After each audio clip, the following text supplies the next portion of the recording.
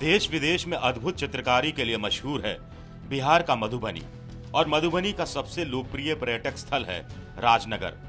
यहाँ का सबसे बड़ा आकर्षण है नौलखा पैलेस और संगमरमर का काली मंदिर। 1934 के भूकंप में तबाह हुए नौलखा पैलेस को संरक्षित कर उसे पर्यटन स्थल के रूप में विकसित किए जाने की मांग जोर शोर से उठ रही है। 21 अगस्त को होने वाले विधानसभा के उपचुनाव में लोगों का कहना है कि वो उसी उम्मीदवार को वोट देंगे जो उनकी इस मांग को पूरा करेगा। यहाँ के उपचुनाव में मुख्य मुकाबला बीजेपी के रामप्रीत पासवान और आरजेडी के रामअवतार पासवान के बीच है। पिछली बार बीजेपी के रामप्रीत पासवान जेडीयू के रामलखन रमन से महज 2500 के वोटों से हार गए थे, लेकिन इस बार मोदी की लहर पर सवार रामप्रीत की उम्मीदें परवान पर हैं। दूसरी तरफ आरजेडी उम्मीदवार रामअवतार पासवान का कहना है कि जेडीयू और कांग्रेस के गठबंधन ने उनकी उम्मीदवारी को नई ताकत दी है, लिहाजा जीत हर हाल में उनकी ही होगी। ये सीट रामलखन रमन के इस्तीफे की वजह से खाली हुई है। लोग यहाँ के नौलखा पैलेस को पर्यटक स्थल के रूप में विकसित करने के अलावा स्टेडियम के निर्माण, रेलवे स्टेशन पर सभी ट्रेनों का ठहराव और कृषि विश्वविद्यालय की स्थापना की मांग कर रहे हैं।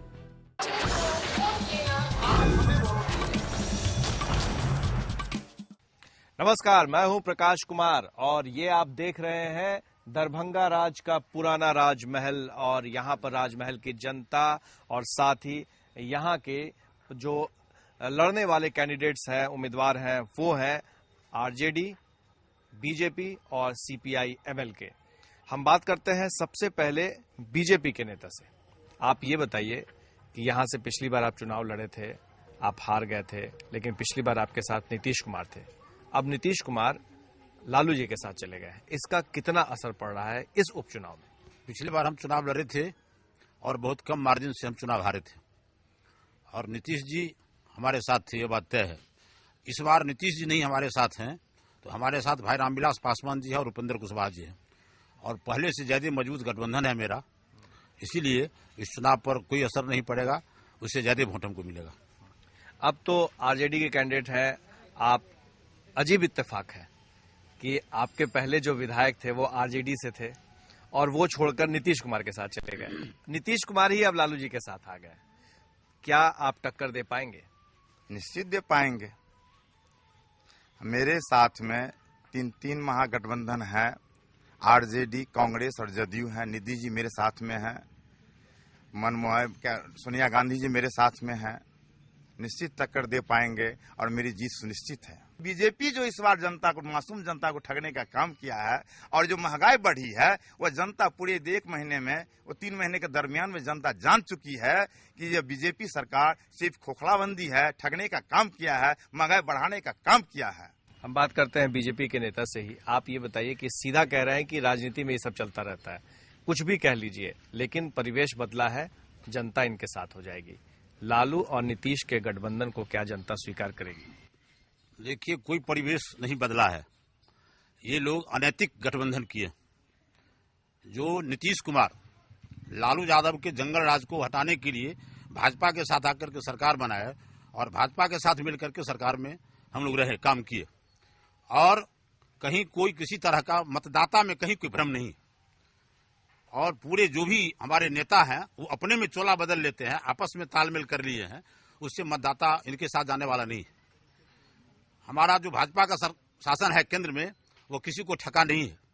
ये कांग्रेस की सरकार। मानते हैं कि नीतीश कुमार के शासन में सब अच्छा हुआ था? जी नहीं, जब तक हम साथ थे तब तक कुछ अच्छा हुआ, और जब हम अलग हो गए, अब 1 साल से ज्यादा हो गया, एक भी विकास का काम नहीं हो रहा है। इनके मानते हैं कि नीतीश कुमार विकास पुरुष थे? जी नहीं, विकास पुरुष साथ में थे। जब हम थे, भाजपा के साथ थे, हमारे वित्त मंत्री थे आदरणीय सुशील कुमार मोदी, जब वित्त मंत्री थे तो हम विकास कर रहे थे। जब वित्त मंत्री हमारा हट गया, विकास खत्म हो गया, और केवल जनता को क्या विकास हुआ, क्या विकास नहीं, क्या, इस पर हम बात करते हैं सीपीआई एमएल के जो यहाँ से उम्मीदवार हैं उनसे। आप बताइए कि ये जो दावा हो रहा है, एक तरफ गठबंधन का नाम, दूसरी तरफ विकास नहीं होने का नाम, क्या हुआ है, क्या धरातल पर आपको दिखता है? हमने जनसंपर्क और जनता के बीच गए हैं, हमने देखे हैं कि भाजपा के जो गठबंधन थे पिछले एमपी चुनाव में, लोगों ने अग्रसर होकर मत देने का काम किया। इसके चलते केंद्र में सरकार बनी। फिर अभी जो इनका बजट आया है, नया बजट, ठीक उनका वोटर उल्टा बढ़ रहा कि जेडीयू, आरजेडी और कांग्रेस का जो गठबंधन है वो तो अवसरवादी गठबंधन है।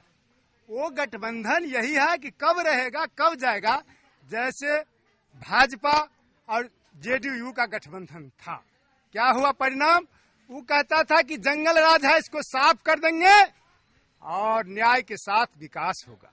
हमने देखे न्याय विकास हो रहा है। चौक चौक पर शराब की दुकान खुल गया। अभी भी उपचुनाव क्यों हुआ है राजनगर के अंदर में? अब सारे लोग जानते होंगे कि आरजेडी के विधायक जेडीयू में गए, भाजपा के विधायक जेडीयू में जाते हैं। आखिर भैया ये कौन चाल है? नहीं, दल बदल कानून पर तो रोक लगना ही चाहिए। जनता के बीच में आया, किसी पार्टी से चला गया किसी पार्टी में, जनता का विकास नहीं हुआ तो निश्चित रूप से उस पर पाबंद लगना चाहिए। ये निश्चित रूप से थोपा गया है चुनाव, हम लोग भी इस बात को मानते हैं। यहाँ से जीत के गए, इनको विकास करना चाहिए था क्षेत्र को। राजद से जीत के गए थे और उल्टे चले गए फिर उसी में, और फिर गठबंधन हो गया। जो हमारे मित्र कह रहे हैं जो महागठबंधन हुआ है, ये महागठबंधन काल गठबंधन हुआ है। पढ़ाई लिखाई के क्षेत्र में तो विकास थोड़ा हुआ है, नहीं हुआ है वैसी बात नहीं है। लेकिन निचले स्तर पे जो है देखा जाए, तो स्कूल में विकास नहीं हो रहा। प्राथमिक स्कूल हो या मध्य विद्यालय हो, ये भोजनालय की जो सिस्टम कर दिए हैं उसमें भी बहुत सारे दिक्कतों की सामना। कॉलेज में शिक्षक आते हैं, स्कूलों में आते हैं? हाँ, थोड़ा तो आते हैं। आप ये बताइए कि आपकी जीत आपको जनता क्यों वोट दे? मेरी जान, मुझे जनता इसलिए, मैं कार्यकर्ता हूं, यहाँ का स्थानीय उम्मीदवार हूं। एक छोटा सा कार्यकर्ता के रूप में मुझे सिंबल मिला है। जनता जान रही है कि ये एक नौजवान का उम्मीदवार है, यह कार्य करने लायक है, जनता में विकास करेगा, क्षेत्र में विकास करने का काम करेगा, इसीलिए जनता मुझे चुनेगी। हमारे मतदाता निश्चित रूप से मेरे साथ है और अभी जब मैं क्षेत्र में भ्रमण करता हूं तो 90% लोग मेरे साथ हैं।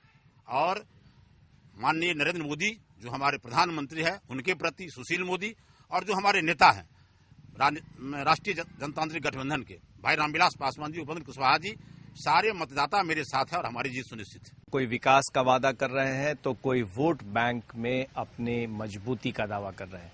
राजनगर विधानसभा क्षेत्र सुरक्षित विधानसभा क्षेत्र है और यहां से जो भी जीत कर जाएगा, कहते हैं कि 6 उम्मीदवार में से 5 उम्मीदवार का नाम राम है। तो कौन होगा राजनगर का राम? ये उपचुनाव के रिजल्ट, नतीजे बताएंगे।